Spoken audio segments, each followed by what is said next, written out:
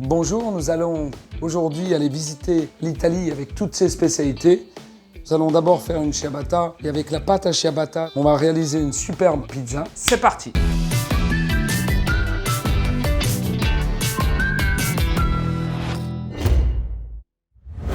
Le batteur, le thermomètre, le coupe-pâte, la corne, le rouleau pour faire notre pizza, le pinceau, la cuillère pour mettre la sauce à pizza, la grille et la feuille pour pouvoir cuire. Et avec ça, je crois qu'on va être champion du monde.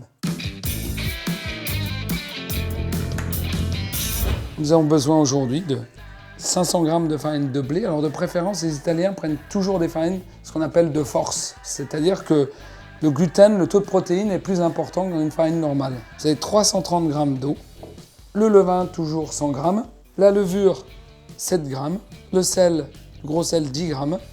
Vous avez l'huile d'olive. Alors, prenez de préférence une huile d'olive de grande qualité. La ciabatta ou la pizza, ça doit être une pâte qui doit être très aérée, très aérienne et qui doit être légère. On va commencer, comme c'est une pâte qui est assez liquide, avec l'eau, le levain. Si je mets la levure maintenant, je garde le sel pour tout à l'heure. La farine. Monte la petite cuve, commence à pétrer en première vitesse. Vous voyez là, la pâte commence à se mélanger. Je mets le gros sel. Là, je peux accélérer un petit peu. Donc là, je vais laisser tourner pendant 3-4 minutes. Je remets en première vitesse. Et je mets l'huile d'olive. Regardez ce mélange de couleurs, comme c'est joli. Donc là, j'en mets en deuxième.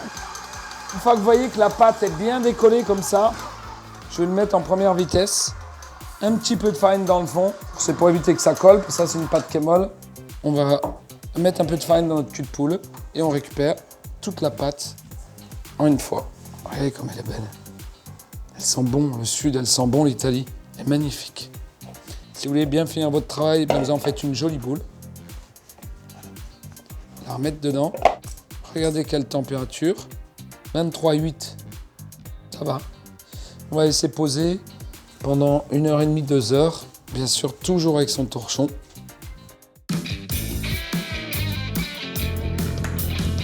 On va, ce qu'on appelle, lui donner un petit rabat pour lui donner de la force. Pour qu'on puisse faire des belles ciabatta, il faut des pains qui aient de la force. Donc j'étale la pâte, je vais mettre la droite au milieu, la gauche au milieu, le haut au milieu, le bas au milieu. En vrai, c'est ça un rabat. On fait ça pour beaucoup de pâtes. On refarine notre cul de poule, on repose la pâte au centre et on va la recouvrir pour 1 heure. Et après, elle va être prête à être utilisée. On va pouvoir commencer à réaliser de très belles choses. Je vais retourner la pâte, vous voyez, qui est bien gonflée. Il y a beaucoup de gaz carbonique à l'intérieur. Et je vais couper ça en 4 parts égales.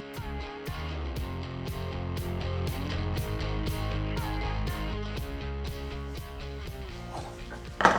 Quand vous coupez, en général, vous voyez, il y a ce qu'on appelle les bésures de la pâte. Ça a tendance à coller. Donc c'est mieux de fariner un tout petit peu plus. Je les aplatis légèrement et je vais laisser poser 15 minutes avant de commencer à travailler la pâte. Toujours couverte.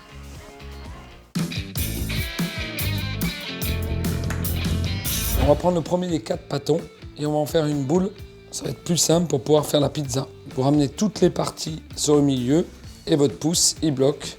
Vous laissez poser encore pendant une demi-heure. Vous voyez, la pâte elle est souple, elle va être facile à étaler. Pour les ciabatta, on travaille un petit peu dans la farine. On va aplatir la pâte. On va ramener la gauche sur le milieu, la droite sur le milieu. Et on va fleurer légèrement la feuille de papier. Ça, on pourra les retourner tout à l'heure avant de les mettre au four. Comme ça. Si vous voulez le faire dans l'autre sens, vous prenez dans la longueur. Le haut au milieu, le bas au milieu. On étale la pâte et on met dans la farine. On va laisser la pâte pendant 45 minutes en situation d'après, de pouce. Et dans 45 minutes, on les retourne et on les met dans le four. Je vais juste les retourner, c'est pour qu'ils puissent bien s'ouvrir au four parce qu'il nous faut une belle soudure qui s'ouvre. Je vais les mouiller très très légèrement, mais sur les côtés, surtout pas sur la soudure parce que je ne veux pas la coller. Et ils sont prêts à être cuits au four. Donc la ciabatta, c'est un pain qui se cuit dans un four très chaud et pas longtemps. A tout de suite. Notre dernier pâton, ça va être la pâte à ciabatta pour faire la pizza. Regardez, elle a bien gonflé. Je la pose dans la farine, je refarine légèrement dessus, je la dégaze. Un coup de rouleau d'un côté, un coup de rouleau de l'autre, et la pâte s'étale. Et moi j'essaie de la garder très ronde. Alors vous voyez, il ne faut pas hésiter à appuyer dans tous les sens. Par contre, il ne faut pas qu'il y ait plus d'épaisseur d'un côté que de l'autre. Donc je fais très attention. Je vais la poser sur la grille. On va mettre notre confiture de tomates dessus.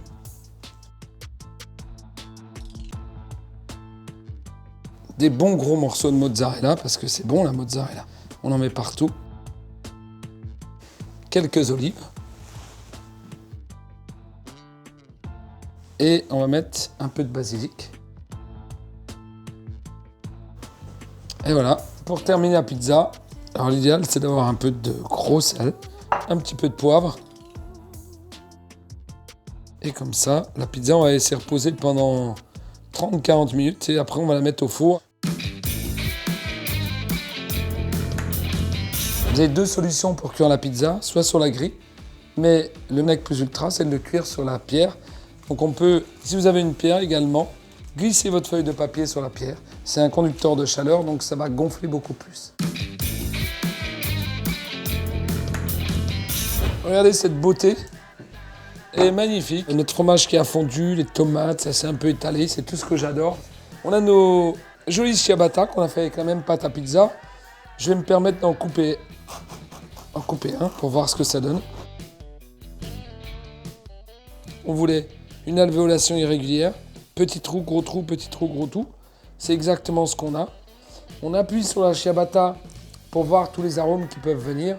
Alors bien sûr, on a en premier l'huile d'olive, mais on a le levain, on a ces odeurs de farine, on a ces odeurs de fermentation. C'est juste très bon. Regardez, avec la même pâte, on fait une pizza, on fait du pain, on fait que des choses magnifiques. Vive l'Italie!